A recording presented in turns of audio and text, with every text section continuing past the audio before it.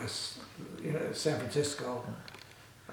Anyway, that's not. So you got a scholarship then to I got to a Berkeley. scholarship. It was a very small stipend, and it wasn't renewed. I didn't do that well in law school. Was your again was I have to ask, was your mother in favor of you going to law school? Well, I give you the same answer. Who knows what my mother liked?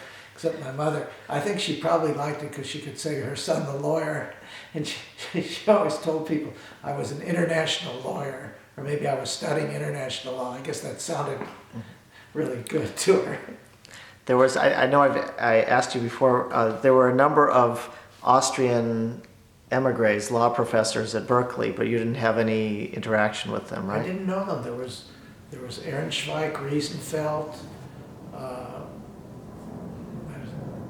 Those were the Kelson main was there ones. also. No, he Kelson. wasn't there when I was there. Oh. I mean, I think he was in San Diego, wasn't he? Was it I don't know. Berkeley also? Maybe at a different time. Yeah.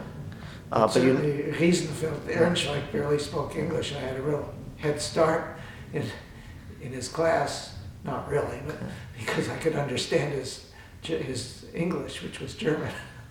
but you never really talked to him about No. your background or anything. Do you think they had any idea who your father was? Not that I know of, and I never said anything.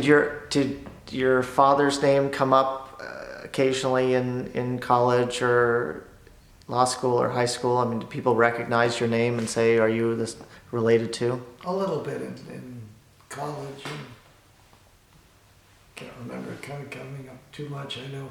I forgot what I was going to say. I mean, did it? I know that I've had experiences where people you wouldn't expect all of a sudden say, "Oh, are you related to Arnold Schoenberg?" And it's sort of half flattering, half embarrassing. I don't know if you ever had Yeah, experiences like I that. took a course. It was very embarrassing. I took a course in music appreciation, so of course it came up and was known there, and that was very embarrassing for me. I guess I felt like a lot of people I've talked to do, who are sons or related to famous people, and the teacher would go around the class and ask for opinion on, what do you think of this? What does this mean? What does this mean? What does this mean? And then at the end he would call on me and say, "And now, Mr. Schoenberg, tell us what it really means." And the sweat would pour down my face. I would be very embarrassed because I felt like I was being called upon to be my father. Did you have always a sense that your father was an important person? Well, certainly not in my younger years. The first, this is really in a way an answer to your prior question, the first real knowledge where it was public, even outside the music field, was when Bernstein was giving his lectures on modern music and on Schoenberg. I think there was one or two that were on Schoenberg, and that sort of received nationwide attention. So then people realized who I was related to. And what how did that make you feel? That's what the psychoanalyst asks you. Mhm.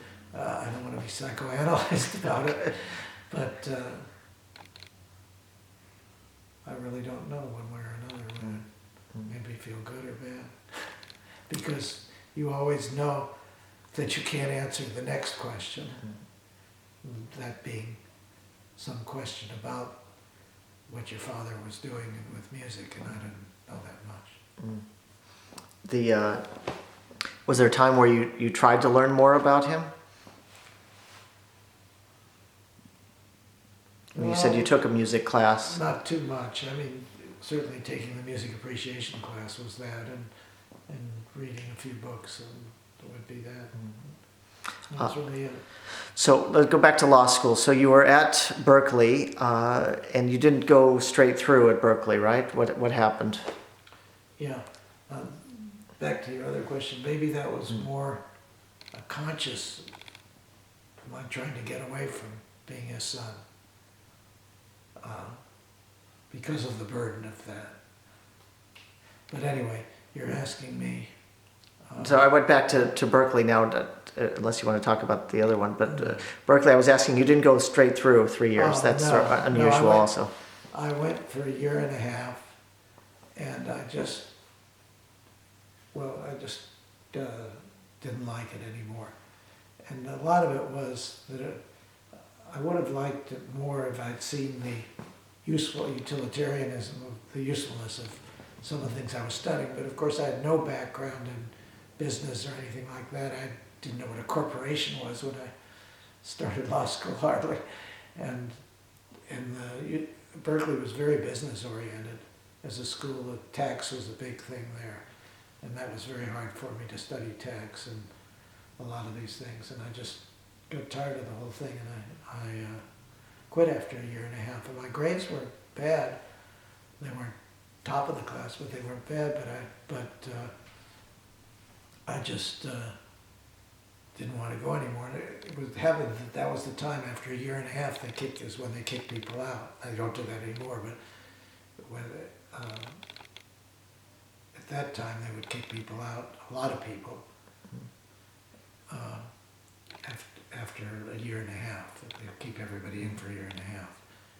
And so I went to tell the dean that I was leaving, or his secretary, and she wouldn't believe that I was leaving, because at the same time there were all these people trying to get them to reconsider to stay in. It was sort of a strange...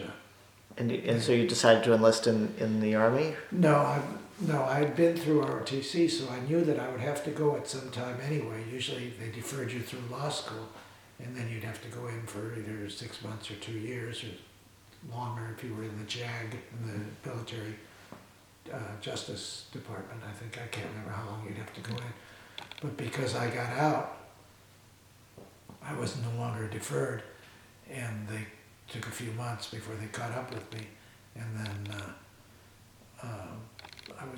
I had to go in, and I went first to infantry training at Fort Benning, and then to Fort Holabird in Maryland for intelligence training, and then to Fort Hood in Texas, in Killeen, Texas, where I spent most of my 2 terrible years in the Army. Boring. And I realized right away there that law school wasn't so bad after all. It made it very easy for me. And after I got out of the Army, they even let me out a little early for that. It made it very easy for me to go back to law school and maybe not take it so seriously, but enjoy it more.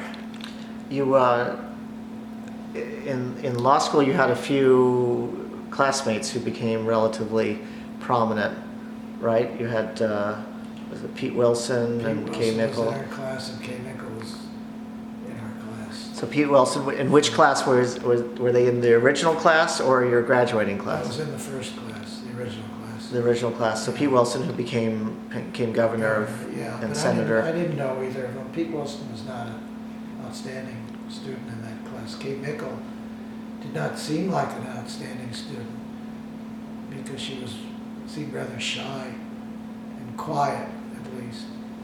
And you paid attention. There's always the few in class who talk a lot and loud, and you think they know everything, and then they flunk out. And there was no exception to that in my class. But Kay Mickle was very quiet, and people, I think, were very surprised when she was first in the class. Then she transferred, I think, later to Georgetown. And she's on the California Supreme Court. Yeah. She was. She just retired. She just retired. Yeah. Or maybe she hasn't retired yet. She announced it. She was retired. I see. Well, was there anybody else in your class that you remember from law school? Any friends? I don't know if you have any friends from law school. But none of them are my close friends with now. I know you have a friend. You had a friend from the Army, Gene Krieger, right? Was he? You met him in the Army? Yeah, we became good friends in the Army. I don't know how I originally met him. He was from UCLA, and we actually worked in the Army. We worked in the Army together, helping the enlisted men with their tax returns, trying to get them deductions for wearing uniforms. because they had to wear the uniforms on and off base. It was a very tricky thing whether they had special rules for whether you could get a deduction for wearing uniform or not, which were contrary to the code. You were already sort of you were lawyering a little bit. I was lawyering there. I did some lawyering. I remember somebody had an accident. I went into court and they let me represent him in court. I told them I wasn't a lawyer yet, and he got off. And then there was something else. Oh, there was actually, I was in an intelligence unit. We had somebody who went AWOL, and they caught him, and he had pled guilty, and I represented him in getting him to letting them withdraw his plea, and then he got a much better deal later because he had, I can't remember really, some amnesia or something like that. But I remember my captain was a very fair person and very nice, but he called me in and he said he didn't think it would be good for me. He wasn't going to tell me not to represent the guy, but he didn't think it would be a good idea for the unit if I were to do it. And I did it. You did it. I said, thank you, and I did it. You had some other run-in. Which was really nasty because he was such a nice guy. But didn't you have some other run-in with paying for something? There was something, I remember, that they wanted you to pay for and you didn't want to pay for. Well, that was earlier. That was when I was still, before I became an officer, I think it was, where they wanted to deduct from your salary some amount for the newspaper, the Army newspaper. And people made all kinds of excuses. I have 2 kids to support and I can't do it, this and that. And then they'd be out there drinking.